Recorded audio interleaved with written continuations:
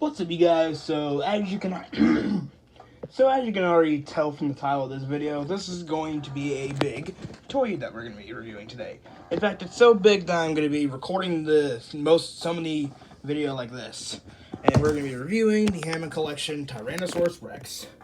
So we have a gigantic box, we have a gigantic T-Rex, and we have a gigantic tail. Now I'm kind of concerned about this figure already because I've noticed that the tongue is loose, which I'll show you in a bit. But anyways, the box is not in the best condition, so I don't know what's going on with these T-Rexes because, well, I mean, the transit people must not care about the figure at all because, well, there's a huge dent right here and a dent right there. But honestly, as long as the figure is preserved well, I'm fine with it. But I'm kind of concerned about the rest of the figure, and I'm really hoping my concerns are false. But anyway, so we have the Hammond Collection logo right there with John Hammond encased in amber. We got the Tyrannosaurus Rex for ages 8 and up. And we got a viewing of the T-Rex, Hammond Collection, Jurassic Park. And we got Jurassic Park, Rexy again, JurassicWorld.com.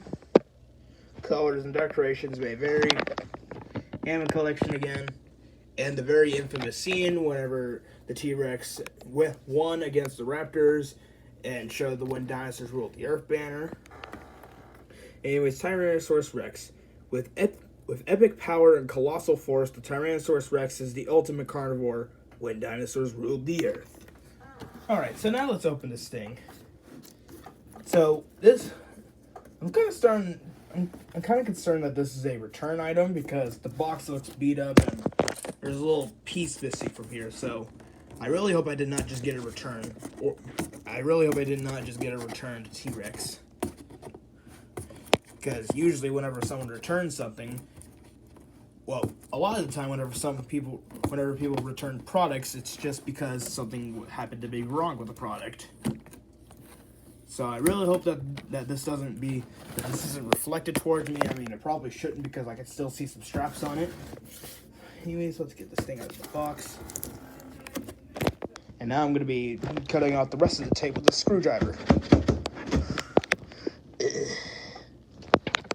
Okay, well, the screwdriver didn't work, but honestly, I don't care.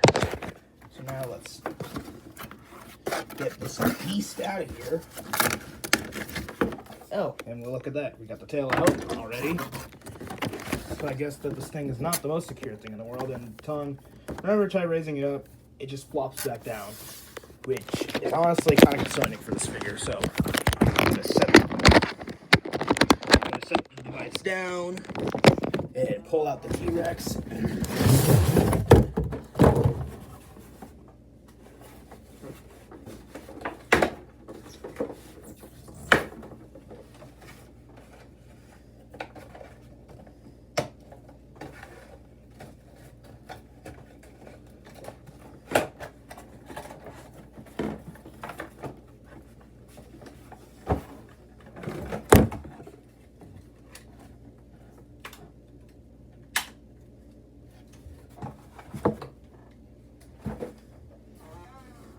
Alrighty, now it's time to plug in the tail. Let's see about this one.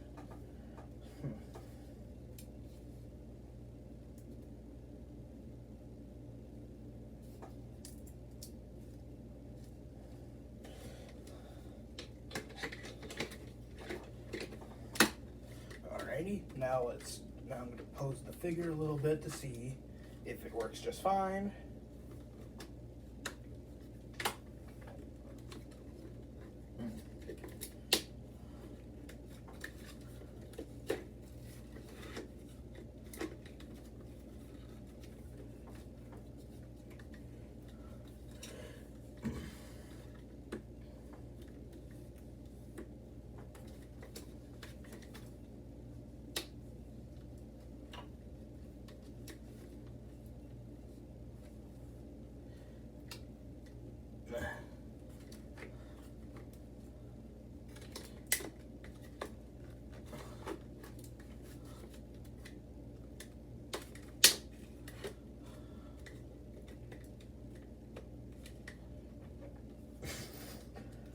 Alright, so I posed the T-Rex in a very goofy way, which you'll see in a bit. But anyways, here is the Hammond Collection T-Rex, and oh my god, this thing is a very impressive figure. I mean, just look at the detail and just look at the paint. I mean, my lord. Now, there is an issue. Well, this isn't really a big problem to me, but it's apparently a big problem to other people. Well, there are a couple problems. One, the glass eye. So, yes, it is pretty cool that the figure has a glass eye, but whenever you look at it in certain angles, it just looks possessed. You can't see the pupil at all. So, somehow, Rodsway & Work made replacement eyes for this thing. And the feet. The feet are enormous on the figure. So, Rodsway & Work also decided to make replacement feet with a little bit more aerodynamic articulation. But anyways, this figure is much cooler than I thought it would be. So, yeah. This is a pretty impressive figure. Now, one thing right off the bat, the knees look kind of weird. But, I mean, I get it. They want to make the T-Rex a lot more aerodynamic. But, honestly, the knees could do a little bit better. But anyways, let's take a look at this gigantic figure. And I can already feel right here that this is rubbery. So, one thing I don't really like too much about the figure is the fact that it opens its mouth like that. And also, the tongue is loose, which I'll probably tighten that up soon. And yes, I do get it. The clipping will make it a little bit more dynamic. But honestly, it could do without the little clipping.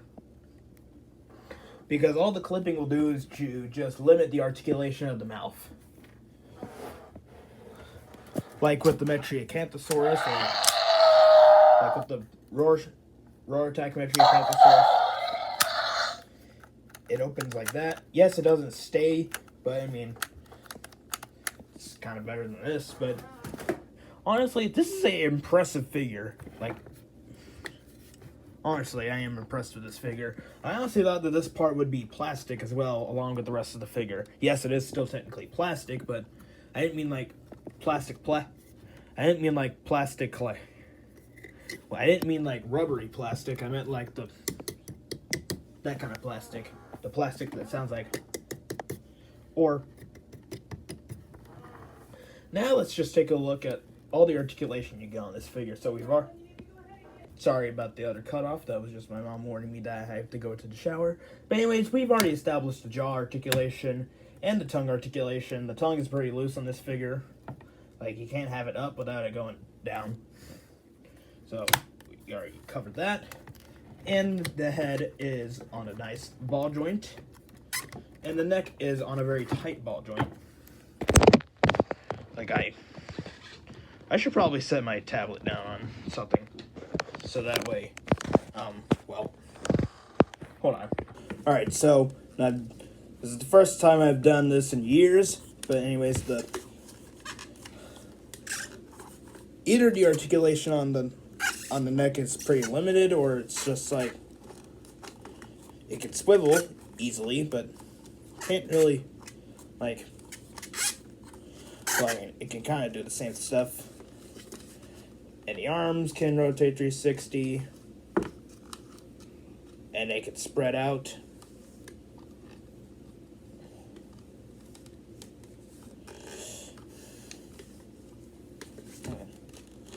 Well,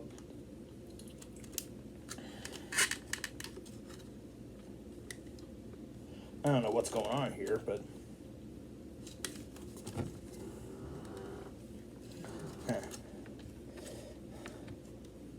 anyways, the elbows can move and rotate 360. Hands can move and rotate 360. And the torso can move, which is a newer addition to the figure. The legs can move 360. The knees can also move two different ways. It can extend that far, and it can close in that far as well. And it has nice ankle articulation. The ankles move around, and the feet. are very tight, but that's okay. And the tail is on a nice ball joint, and so is this other part of the tail. And the wire in the tail is honestly not the best. I mean, you might as well just given the figure a few other ball joints. But I mean, I can't really complain. That's how Mattel does it. If that's how they want to do it, albeit, just do it that way, Mattel. Live your beautiful life, Mattel. Whew. Yeah, one thing that kind of concerns me about some of the figures is that snap sound. Like, usually the snap sounds are either good or bad. Anyways, transitioning to a different resolution, or a different angle. Anyways, the snaps are what terrify me the most about the figures because it kind of feels like that you might be breaking the figure even though you're not. But honestly, I'm not too concerned about the clips of the figure. Oh, and one thing I forgot to mention, these little things are actually rubbery. And so, extra impressive. And here's a close-up of Rexy's eye. She doesn't look as possessed, but when you look at it from a different angle, mainly from this angle, she looks kind of possessed. So, yeah, this is the Hammond Collection T-Rex. And I'll see you guys in the next video, which will probably be on my birthday. Yes, this is an early birthday present, courtesy of my grandmother. And I'll see you guys in the next video. So, bye-bye.